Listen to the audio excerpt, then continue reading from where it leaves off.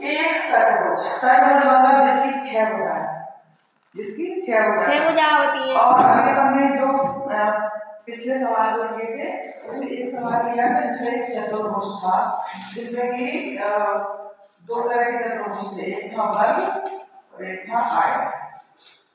English में ma'am, English में square and rectangle, ठीक है। इसको समभुजा, लेकिन ये है समषटभुजा, मतलब इसकी 6 भुजाएं हैं जो समान हैं। भुजाएं क्या होती हैं? साइड्स, ठीक है।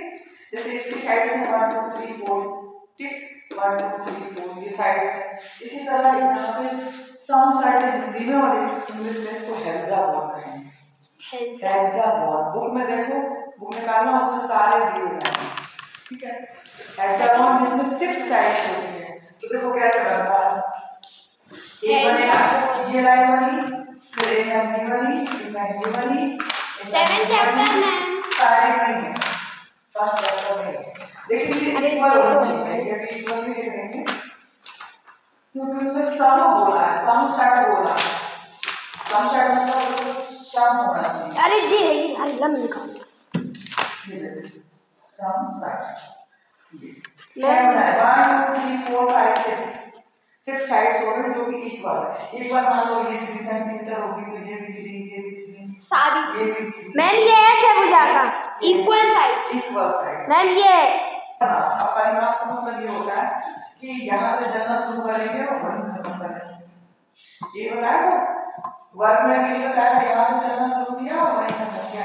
इसी तरह इस साइड में हम क्या करेंगे, यहीं से शुरू करेंगे और यहीं जाके खत्म हो जाएगा। मैम जैसे कि रिले रेस में वो राउंड लगा के नहीं जाएगा, ठीक है। तो ये हमें दिया गया है कि परिमाप 30 सेंटीमीटर का है परिमाप, ठीक है। अब इसमें हम फॉर्मूला लगाएंगे परिमाप का। परिमाप को इंग्लिश में क्या कहते हैं? पैरामीटर, ठीक है। 6 इंटू भुजा, वर्ग में हम क्या करते थे 4 इंटू भुजा करते थे फॉर्मूला, ठीक है।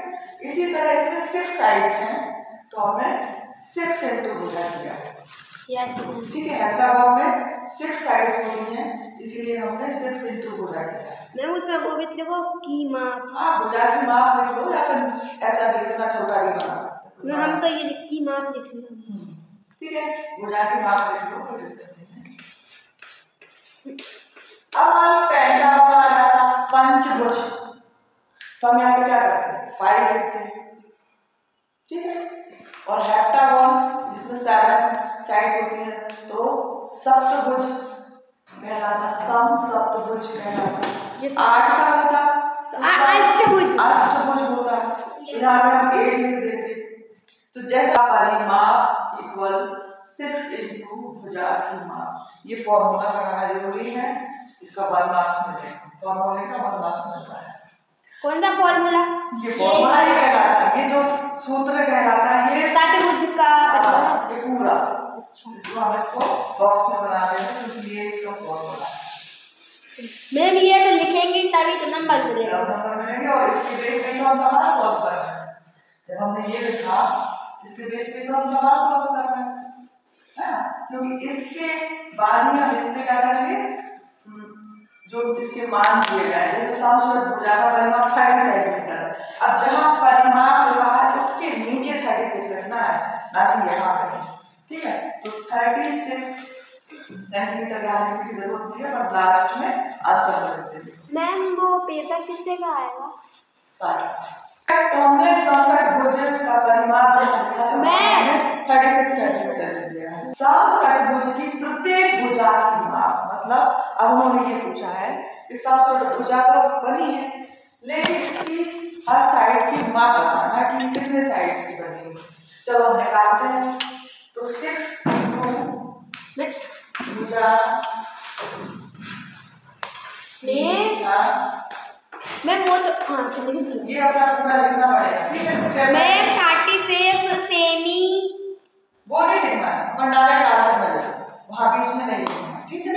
नहीं कोई जरूरत नहीं। तो देखो 36 ये लिखा, ये जो 6 है ये नीचे चले जाएंगे अपॉन में और यहाँ रह जाएगा भुजा सी लंबाई।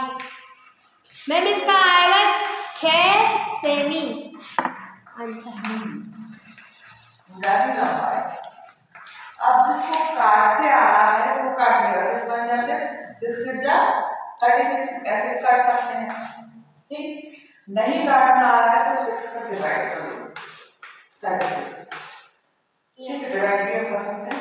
फिर तो कितना हो जाएगा? आंसर क्या है? यानी कि वो एक पूछ रहे थे कि इसकी हर साइड प्रत्येक भुजा कितने की होगी? 6 की होगी। ये हमें आंसर में डिजाइन आ गई हमें निकाल दिया। अब इसको उतार लो, साइड में ये 6 ये बता दें, जरूरी नहीं है लेकिन फिर भी अपने नॉलेज के लिए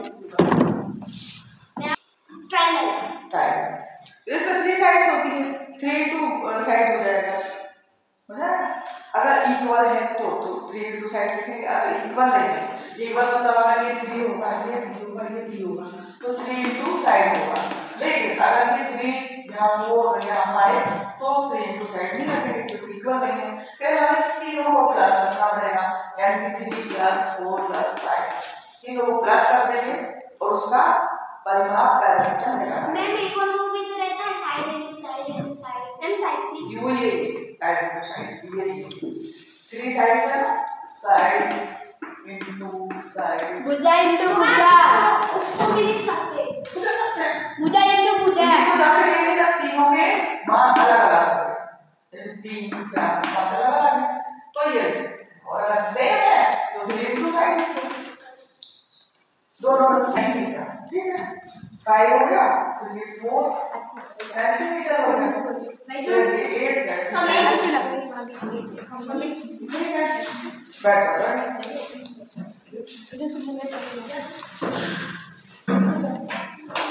मेरी प्रश्न है कल के साइड आंसर का डायरेक्ट टेबल का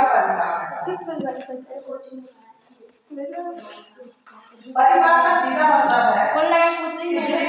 आप आंसर में लिखेंगे अपन सेंटीमीटर या हिंदी में सेंटी लिख सकते हैं।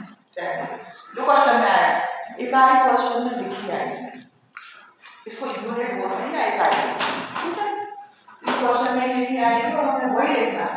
अगर सेंटीमीटर है तो सेंटीमीटर में क्वेश्चन में आंसर आएगा और मीटर है तो मीटर में। इसका जरूर ध्यान रखना, इससे भी बात करें। ठीक है, तो ये त्रिभुज का परिमाप ये जरूर आ जाता है, तो त्रिभुज का परिमाप आ जाए, चाहे वर्ग का आ जाए या आयत का आ जाए, सभी में हमें साइड्स को प्लस ही करना है। ठीक है, इसको नोट कर लो।